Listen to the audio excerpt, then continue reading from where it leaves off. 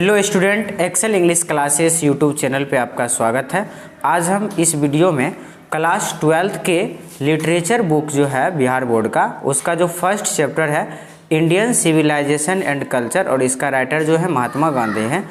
इस चैप्टर के जो भी क्वेश्चंस हैं उस क्वेश्चन का मैं आपको आंसर इसी बुक में बताने वाला हूं।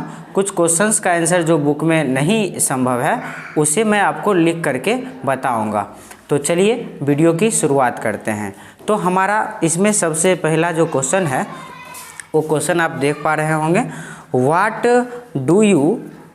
Do you know about Gandhi ji, अर्थात आप गांधी जी के बारे में क्या जानते हैं। तो इसका आंसर इसी में है हमारा। गांधी जी के बारे में हम लोग लिखेंगे Mohandas Karamchand Gandhi 1869 to 1948 popularly known as Bapu or the father of nation, was more a spiritual leader than a politician. He successfully used truth and non-violence, the chief weapons against the British rules in India, and helped India gain independence. अर्थात मोहनदास करमचंद गांधी का जन्म 1869 में हुआ था और इनका मृत्यु 1948 में हो गया था।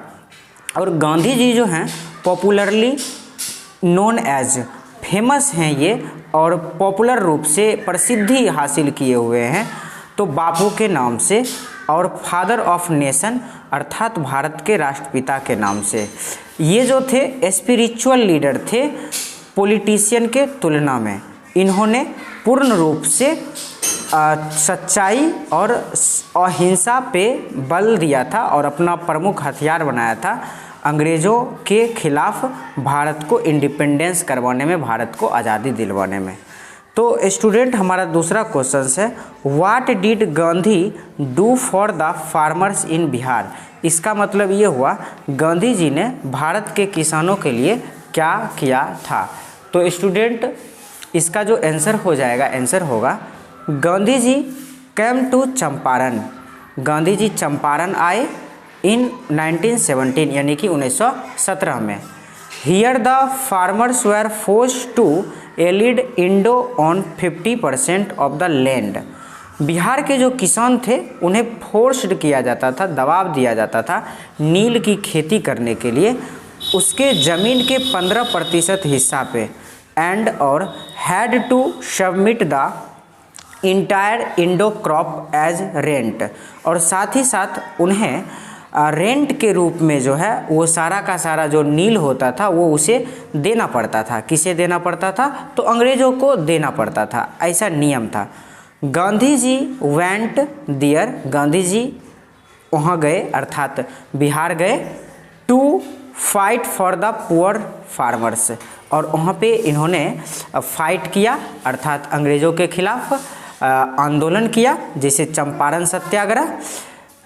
तो ये चीज़ें थी।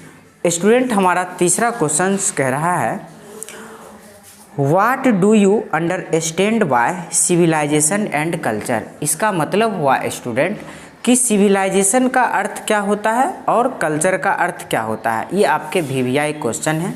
तो सबसे पहले स्टूडेंट हम सिविलाइजेशन का मतलब समझते हैं कि क्या होता है। तो स्टूडेंट हमारा जो आंसर है civilisation it refers to the overall development of a society including civilisation के इंटरनल जो शामिल किया गया है its social, political and legal structures.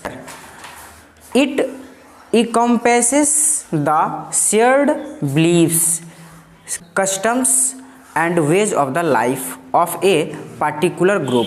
किसी एक खास ग्रुप के जीवन जीने का जो तरीका होता है, वहाँ पे जो जाति धर्म से जो पंथ होते हैं, जो विश्वास होते हैं, जो एक दूसरे में शेयर किया जाता है ग्रुप में, इसी को कहते हैं, क्या कहते हैं? तो कल्चर कहते हैं। क्वेश्चन है, what do our holy scriptures, जो हमारे पवित्र ग्रंथ हैं, tell us about universal human values, वो यूनिवर्सल यानी कि सर्वमान्य मानवीय वैल्यू के बारे में, विश्व ट्रुथ मानवीय वैल्यू के बारे में, विश्व सत्य मानवीय वैल्यू के बारे में किस चीज़ को बतलाता है।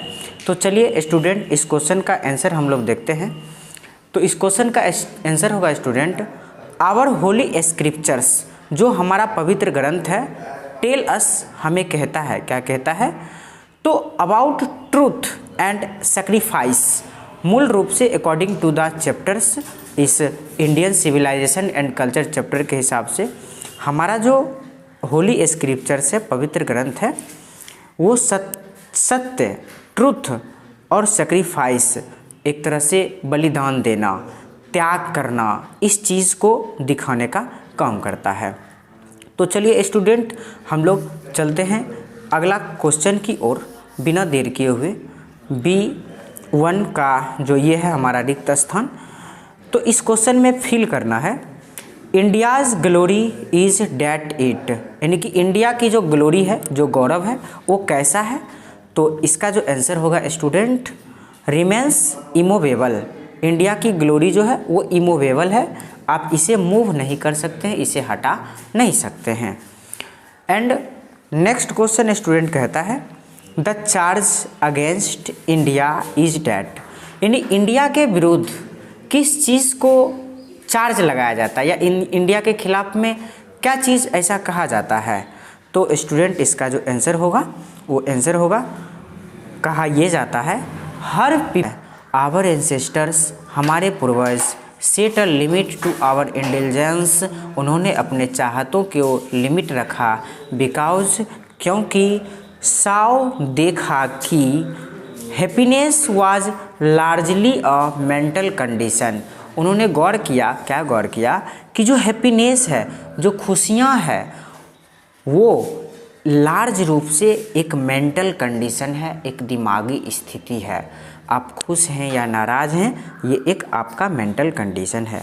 सवाल नंबर ई कहता है, our forefathers did not invent machinery, हमारे पूर्वज ने मशीन का आविष्कार नहीं किया, बिकॉज, क्योंकि, क्यों विकास नहीं किया, इसका वजह ये है कि यहाँ पे हमारा जो बाबू आंसर होगा, इफ़, यदि, we set our hearts after such things, यदि हम अपना हृदय को, अपने दिल को ऐसे वस्तुओं में लगाएंगे, वी वुड बिकम स्लैव्स, तो हम लोग इसका गुलाम हो जाएंगे, एंड और लॉस आवर मोरल फाइबर, जो हमारा मानवीय नीति है, उसे हम लोग क्या करेंगे, खो देंगे। चलो स्टूडेंट, नेक्स्ट सवाल की ओर चलते हैं। क्वेश्चन हम आपका इसका आंसर बुक में ही टिक लगवा देंगे, बहुत ही आसान से भाषाओं में, ध्यान से सुनिएगा। How is Indian civilisation different from European civilisation, Bharat की सभ्यता किस तरह से यूरोपियन सभ्यता से भिन्न है, इस चीज़ को हमें बताना है। तो स्टूडेंट, इसका आंसर जस्ट यहाँ पे नीचे में हो जाएगा, यहाँ से, कि the tendency of Indian civilisation, Indian civilisation की जो टेंडेंसी है, जो नियम है, is to elevate the moral wing, वो मानवीय है, मानवता पे निर्भर करता है, डैट, वहीं पे, ऑफ द वेस्टर्न सिविलाइजेशन, जो पश्चिमी देश की सभ्यता है, इज टू प्रोपेगेट इमोरलिटी, ये पूर्ण रूप से अमानवीय पर निर्भर करता है। तो दा से लेकर के मोरलिटी तक, इमोरलिटी तक 1 नंबर का स्टूडेंट आंसर हो जाएगा।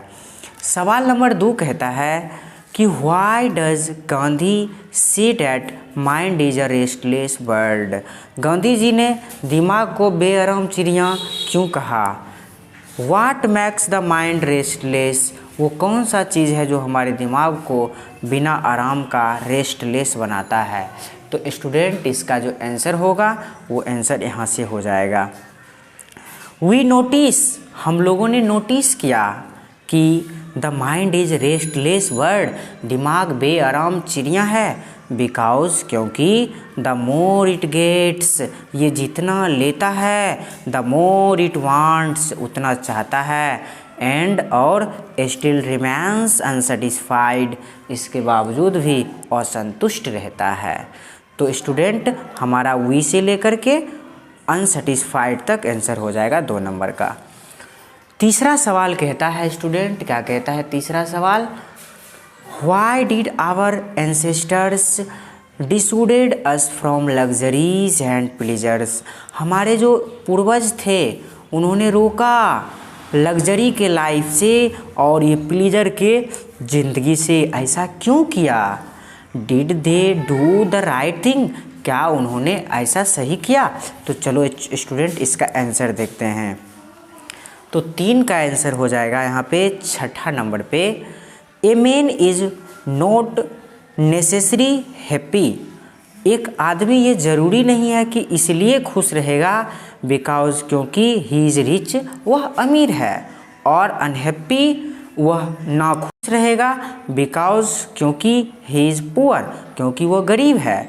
The rich are often seen to be unhappy, अक्सर अमीरों को नाखुश देखा गया है, उदास देखा गया है। The poor to be happy, और वहीं पे अगर कहें तो गरीबों को खुश देखा गया है। Millions will always remain poor, over observing all this our ancestors dissuade us from luxuries and pleasures, इस सभी चीज़ों के ऊपर ऑब्जर्व करने के बाद जो हमारे एंसेस्टर्स थे, जो हमारे फोरफादर थे, उन्होंने हमें रोका लग्जरी और प्लीजर के ज़िंदगी से। स्टूडेंट ए मेन से लेकर के आपका आंसर प्लीजर तक हो जाएगा। 4th नंबर सवाल क्या कहता है स्टूडेंट, व्हाई, क्यों, अकॉर्डिंग टू गांधी जी, गांधी जी के अनुसार, have we stuck with the same kind of the plough as the existed existed thousands of years ago, should we do the same thing even today।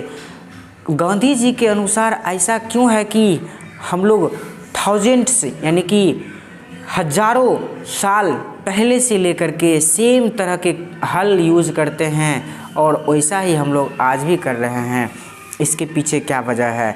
तो student इसका जो answer होने वाला है वो होगा यहाँ से, we have managed with the same kind of love as existed thousands of years ago. उसके बाद बिकाउज लिख देना है, because BECAUSE, because we have had no system of life according compassion each followed his own occupation or trade and the charged regular ways। यानी गांधी जी कहते हैं कि हम लोग जो है सेम काइंड का हल यूज़ करते थे थाउजेंड्स ईयर्स पहले भी, क्योंकि उस समय हमारे ज़िंदगी जीने का कोई तरीका नहीं था और वहीं पे सारे के सारे जो थे वो सभी फॉलो करते थे अपना पेशा, अपना व्यापार, और वो इस तरीके से रेगुलर रूप से जीते रहे। लेकिन यहीं पे अगर हम बात करें क्या आज ऐसा यूज़ कर सकते हैं, तो आंसर क्या हो जाएगा स्टूडेंट, तो यस हो जाएगा। यस यहाँ पे लिखेगा yes we do the same thing even today. फिर से लास्ट में yes we do the same thing even today. 5वां question, how did our ancestors view large cities, बड़े शहरों को हमारे पूर्वजों ने किस तरह से दर्शाने का काम किया है। Why were the states satisfied with small villages, तो आंसर इसका होगा स्टूडेंट, द व्यू डेट